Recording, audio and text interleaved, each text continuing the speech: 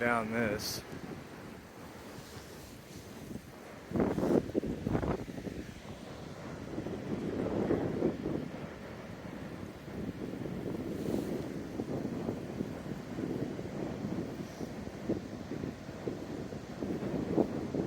A lot of this is underwater normally. We had an extra high tide because it's king tides. But what that also gives us is an extra low tide. So it's pretty cool. Yeah. You can see the foam from where the water was here not that long ago. Watch for anchor waves. The lighthouse over there.